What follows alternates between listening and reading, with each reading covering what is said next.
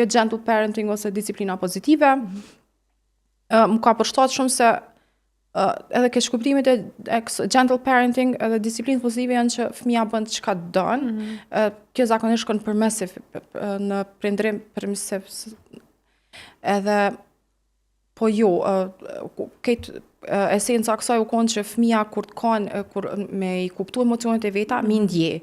Edhe nëse i ndjen ato, jo me dënu pse po kanë, ose mi thonë sen s'ki.